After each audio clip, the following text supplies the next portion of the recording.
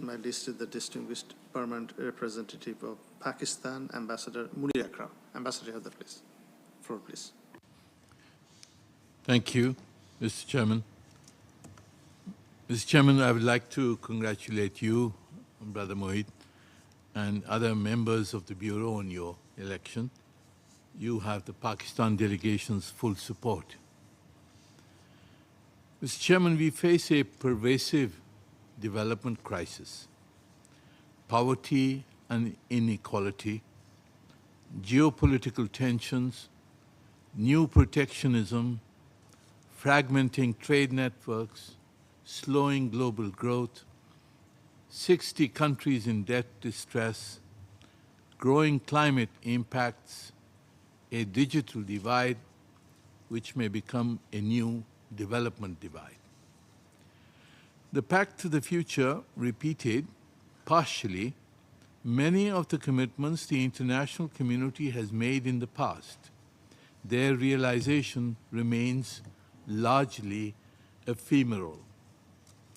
At this General Assembly session, we must achieve agreement on a specific plan of action for development, which can be adopted at the FFD4 conference and implemented in good faith. The Pakistan delegation suggests the following essential elements for such a plan. First, we should reach agreement on a concrete time-bound roadmap for the fulfillment of the 0.7% GNI ODA commitment, and also define ODA. We cannot count climate finance, humanitarian aid, refugee costs, COVID-19 vaccines as ODA.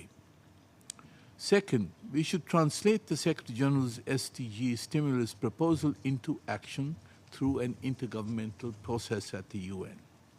Third, we should implement the agreement to rechannel 50% of the 2021 SDR allocation to development, including through the multilateral development banks.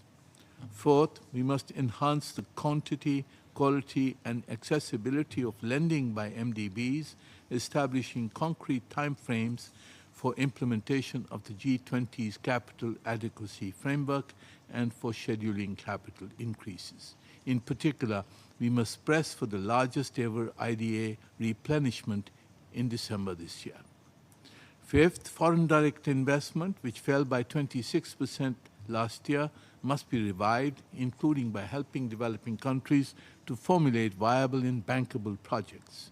Pakistan will continue to press for the establishment of a UN mechanism to facilitate public and private investment in sustainable infrastructure.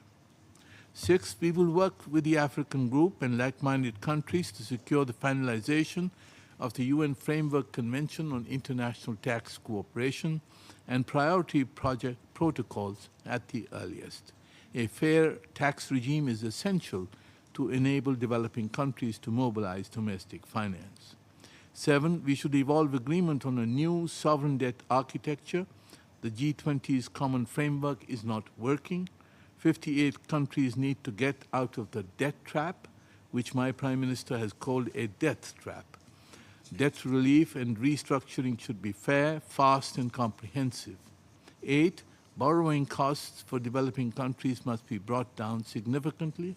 Currently, developing country regions are borrowing at rates which are 6 to 12 times higher than those of some European countries. Mr. Chairman, climate justice must be delivered. At COP29, we must agree on a new collective quantified goal on climate finance that is in trillions of dollars and mostly in grant equivalent terms.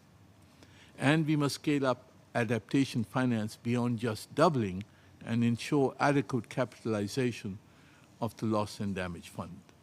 Mr. Chairman, on trade, we must resist new environmental protectionism, such as the border carbon tax. Preferential treatment for developing countries must be enlarged. Policy space for industrialization is required through TRIPS and TRIMS flexibilities. And we need a robust revival of the WTO dispute settlement mechanism. Mr. Chairman, finally, technology is vital for development. Technology should be a global public good. We must reach agreement on a new intellectual property flexibilities and implement the agreements in the Global Digital Compact on artificial intelligence, including an AI capacity building fund.